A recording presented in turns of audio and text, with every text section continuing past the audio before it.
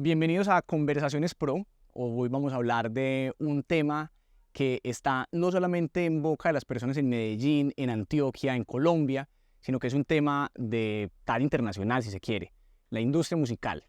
Y para hablar de este tema, hoy nos ha recibido en su oficina, en su casa, Diego Londoño, un periodista, escritor, apasionado de la música y que muchos conocemos porque tiene una increíble trayectoria, conocedor de bandas musicales, conocedor de artistas y también conocedor de la historia de la música de nuestro país. Diego, bienvenido a Conversaciones Pro. Leandro, muchas gracias. Eso de increíble trayectoria es como tener 67 años y medio. Más o menos, pues, Pero nada, muy contento. entre los dos. Y además muy contento de acercarme a Pro Antioquia porque he visto que están haciendo cosas muy importantes para la industria musical.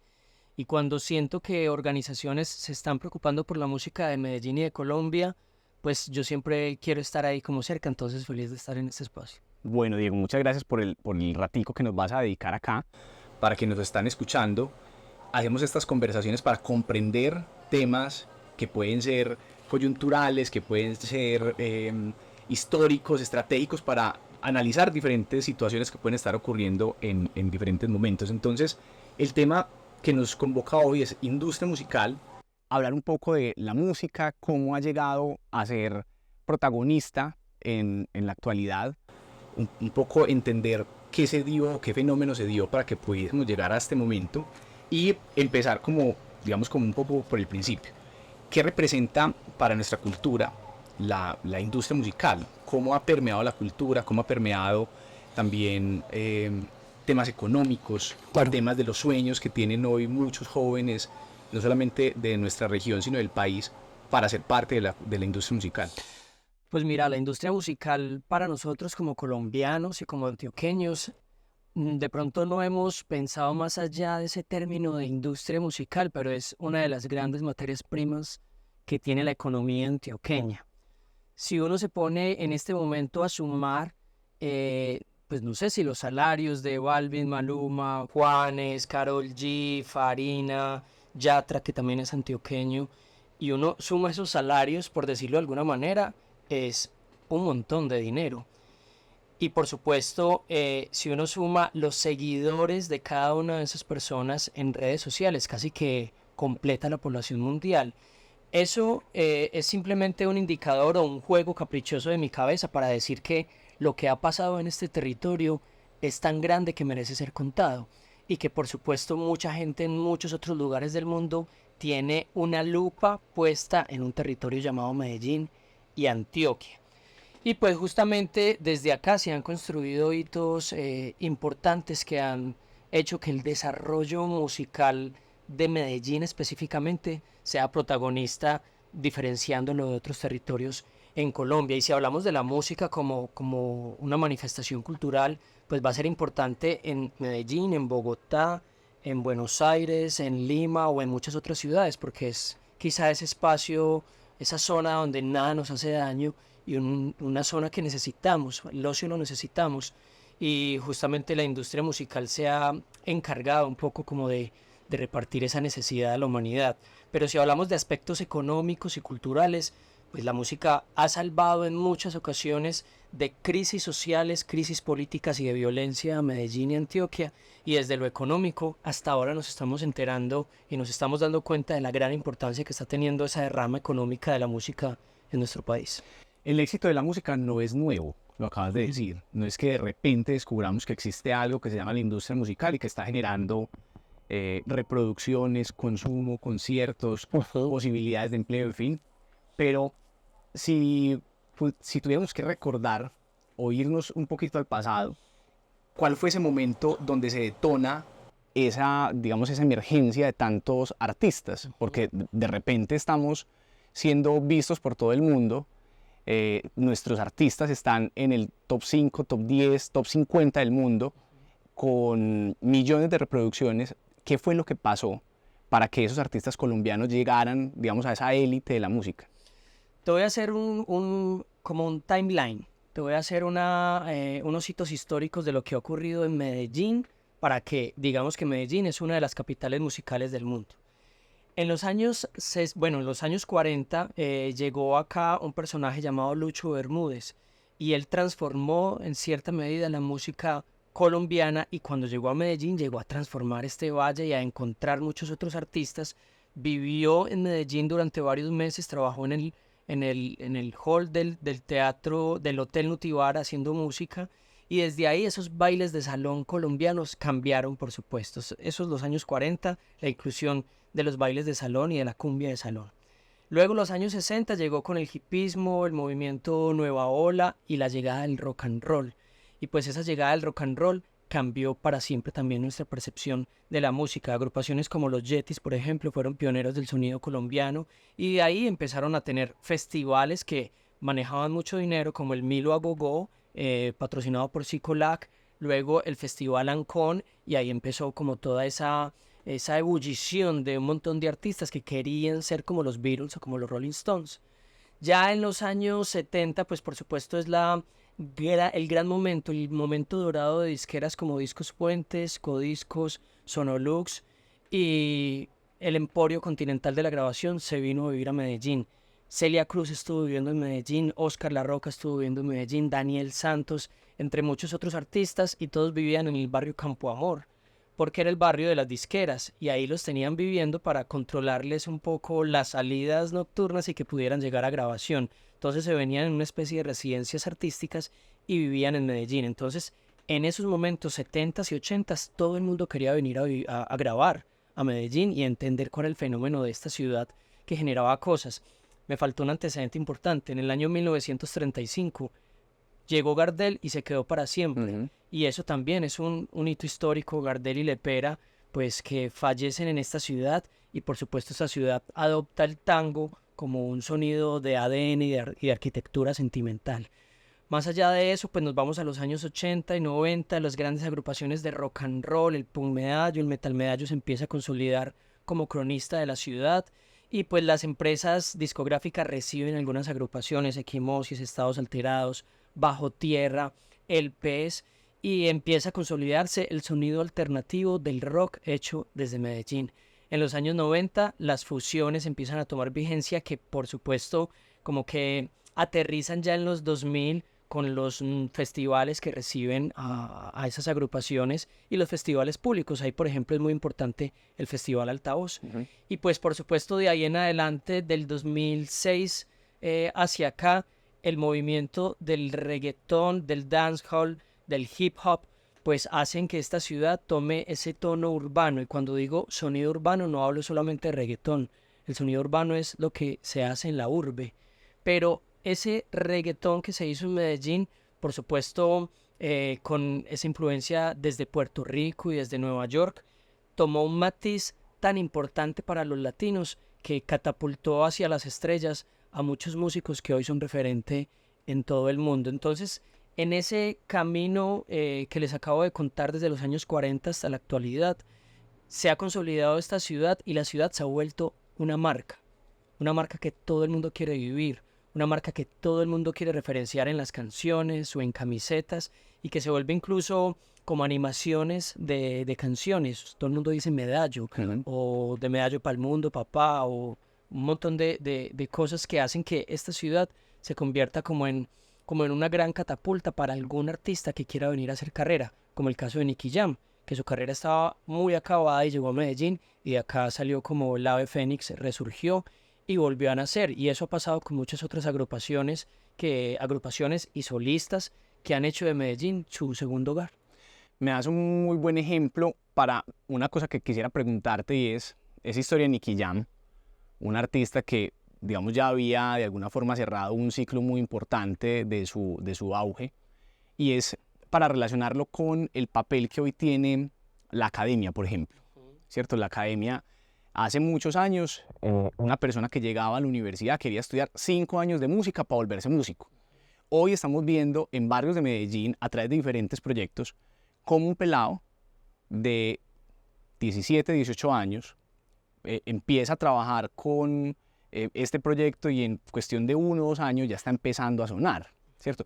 Son casos especiales, digamos que no es el común denominador, pero al igual que la carrera de Nicky Jam, digamos que la academia también tiene que empezarse a repensar su propia carrera de música, de formación musical y pues básicamente un poco entendiendo la misma dinámica que tienen los jóvenes hoy, ¿cierto? ¿Cómo hago para entrar rápido a la industria, para también generar unos ingresos, pero quién me está abriendo la puerta para yo poder, digamos, entrar rápidamente a esa industria? ¿Cuáles son entonces, Diego, digamos, como esas oportunidades que vos ves desde el periodismo, desde el conocimiento también de la misma industria, que se abren y que están, digamos, convirtiéndose en un reto para las universidades y otras empresas? Bueno, hay un reto importante que además me gustaría incluso sumarme a él porque para proponer ese reto tienen que estar todos los actores y los eslabones de la industria musical, desde la producción, desde la difusión, desde lo artístico. Y lo digo porque el reto es, ahora las universidades están muy vacías. Y no solamente de carreras que tengan que ver con música, la gente ya no quiere estudiar porque encontraron, por supuesto, a través de este mundo 2.0, 3.0, 4.0, desde lo digital, encontraron posibilidades que son muy fáciles. Y la generación de contenido ha hecho famosa a gente que en realidad pues no ha estudiado para lograr ser un referente aspiracional para la sociedad. Entonces digo que quiero sumarme, es porque la misma academia es la que debería incitar a que las carreras de los músicos no sean líquidas, no sean rápidas, porque así como suben tan rápido, se pierden en la recordación de la gente y no va a haber ninguna huella, ningún tatuaje en la sociedad que genere una memoria artística, ¿cierto? Como lo ha hecho pues músicos importantes de esta ciudad y de este país que han dejado su tatuaje indeleble para la historia. Ahora muchos de esos artistas nuevos que quieren subir y que tienen ese afán de fama, pues por supuesto quieren llegar a hacer un concierto donde les pidan autógrafos y fotografías y estar muy fuertes en las redes sociales, pero sus canciones no van a durar ni 10, ni 15, ni 20 años. Entonces la apuesta de la academia es por construir carreras sólidas desde lo artístico, no solamente desde la producción musical en un computador en la soledad de su estudio, sino también desde el pensamiento, desde la generación de letras conscientes, desde el aprendizaje académico, que es contrapunto, que es armonía, que es melodía. Yo creo que por más que la música se haga en un computador y casi que ya la inteligencia artificial nos haga la música, hay que saber de dónde viene eso y cómo aplicarlo, o sea, saber tocar una guitarra, saber afinar una guitarra. Entonces yo creo que la academia debería apostarle justamente a la creación de artistas integrales. Y pues para eso necesitamos que la academia se enfoque en el arte, no solamente las carreras normales que vemos como el guitarrista clásico, el pianista o enseñanza de educación musical, sino que por ejemplo acá no tenemos academia que enseñe management o producción musical, dicho no solamente desde la producción musical para hacer música, sino un productor que te monte un concierto. O por ejemplo, en el caso mío, yo soy periodista y muchos dicen que son periodistas musicales y a mí me han etiquetado en ese mismo rango y en muchos momentos yo lo he dicho también, soy periodista musical.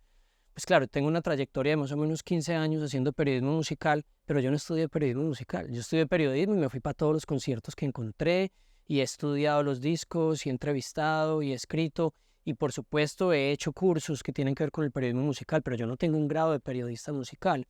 Entonces la academia se tiene que amoldar a esas nuevas exigencias que está teniendo esta ciudad y este país, teniendo en cuenta que el volumen de dinero es tan alto, pues por supuesto la profesionalización debería ser mucho más alta para que el nivel suba. Si no, vamos a seguir hablando mucho dientes para afuera, diciendo que somos la gran ciudad de la industria musical, pero solo tenemos artistas que son líquidos, rápidos y que se esfuman con las redes sociales. Hay que tener artistas íntegros y yo creo que la academia es vital en ese sentido. Hay unos picos, digamos, que se viven en diferentes temas. O sea, hay temas como el turismo, que tienen picos y que lo estamos viviendo en la ciudad. La industria musical, por supuesto, también tiene picos y las carreras de muchos músicos los tienen.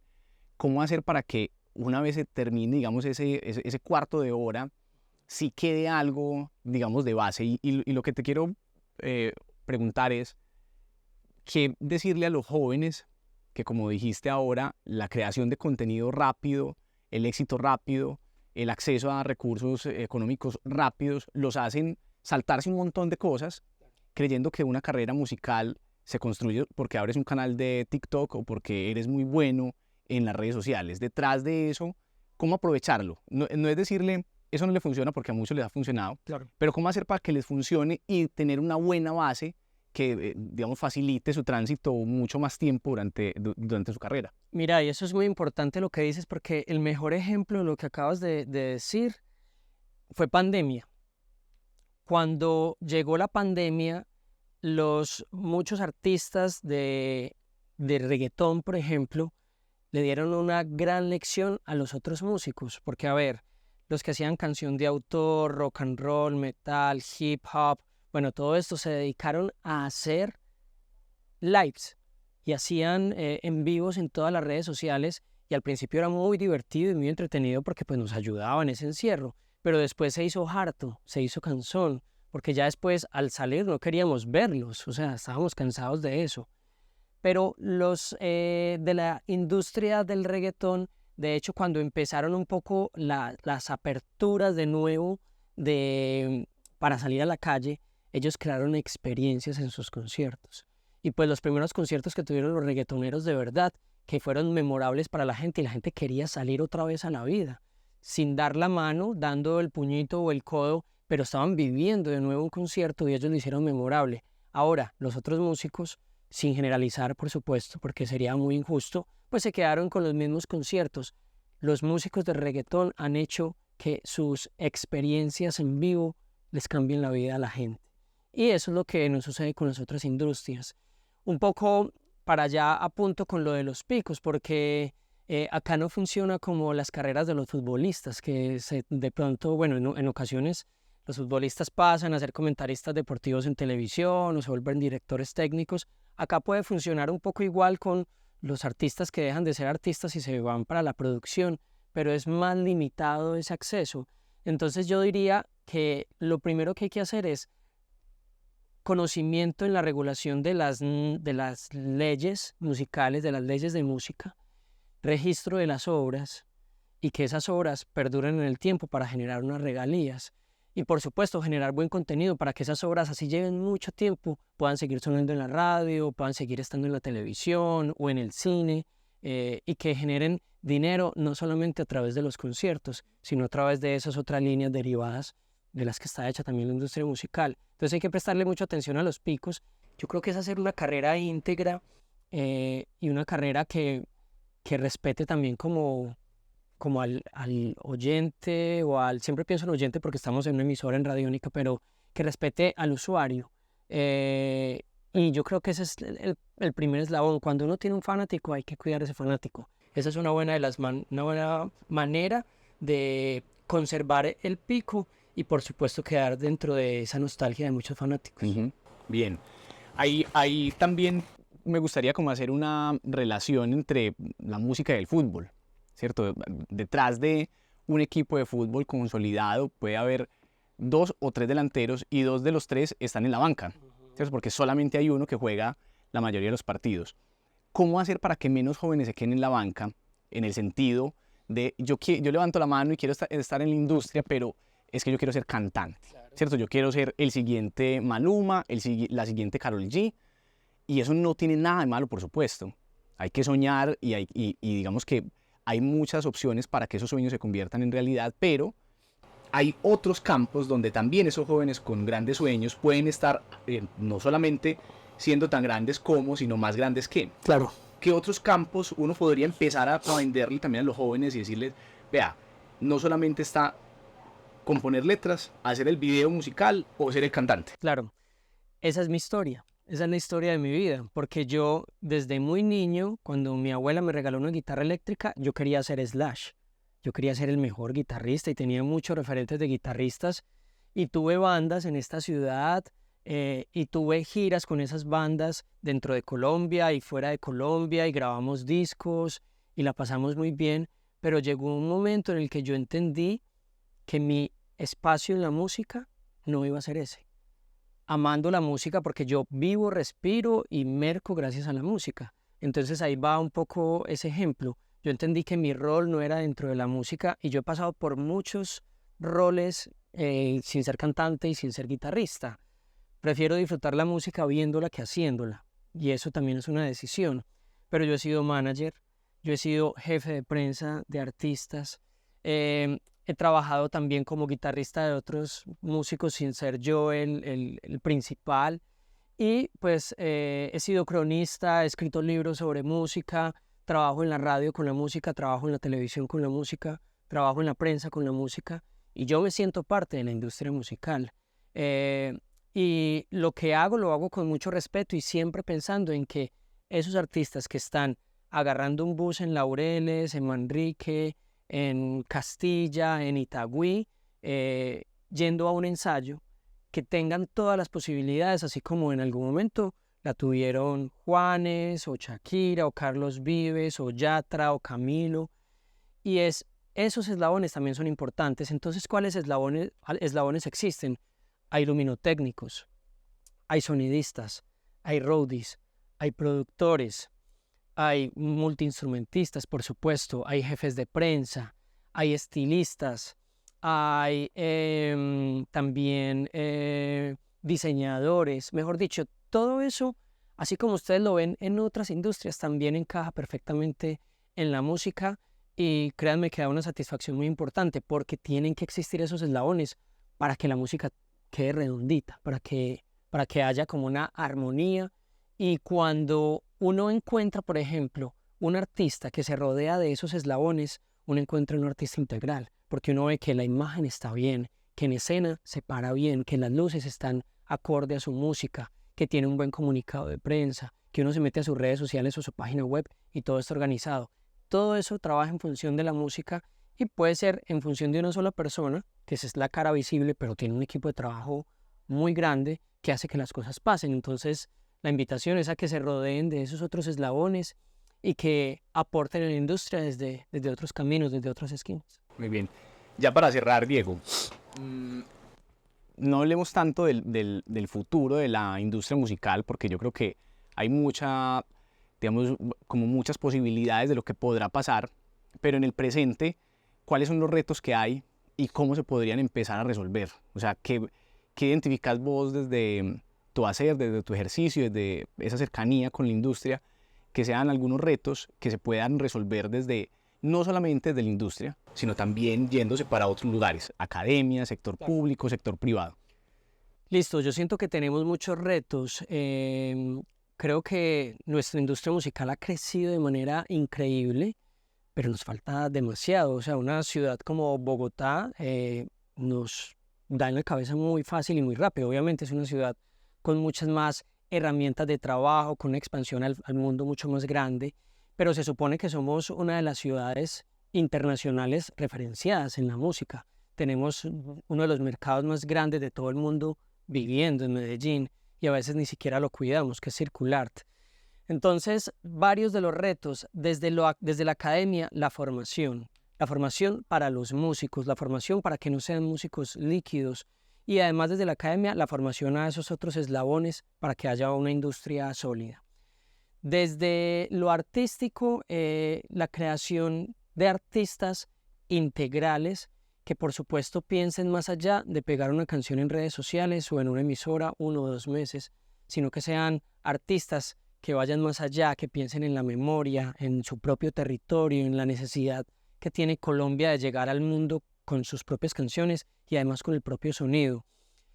Desde el público, ahí yo siento que es la falencia más grande que tenemos en nuestra industria musical. Me duele decirlo, pero no tenemos público para conciertos. Es muy poco el público y solo el público va a los grandes artistas y a los grandes conciertos de la ciudad, pero los bares están solos, los teatros con artistas independientes están luchando cada vez más por alquilar salas que no quedan llenas. Y pues para eso necesitamos que los músicos brinden espectáculos de calidad, que cambien la vida en esa hora y media o 2 horas de concierto y necesitamos que desde la academia, desde las organizaciones, desde la empresa privada, desde los medios de comunicación, hagamos no formación de público, sino gestión de público. No estamos pensando en los niños. Los niños están escuchando cosas de afuera. ¿Cómo hacemos para que los niños escuchen más música colombiana y empezar, ya cuando tenemos la gestión de públicos, los tenemos acá, cómo los formamos para que entiendan que lo que estamos haciendo en Medellín es muy importante. Cuando uno sale del país y habla de la música colombiana, todo el mundo le habla a uno con orgullo de la cumbia, por ejemplo, de estos nombres importantes que ya hacen parte de nuestro imaginario. Y nosotros no nos hemos dado cuenta. En Colombia no, en los colegios no hablan sobre Lucho Bermúdez. Y eso hay que hacerlo. Hay que hablar de Fruco, por ejemplo, hay que hablar de Juanes, obviamente. Pero yo creo que esa formación, esa gestión y formación de públicos es lo que va a asegurar nuestro presente y por supuesto el futuro. Entonces yo creo que esos son algunos como de los puntos para tocar en una industria musical que decimos que está muy bien, pero en realidad es muy débil. Es una industria musical solo tirada para un ladito. Muy bien. Diego, muchas gracias por este rato de conversación pro.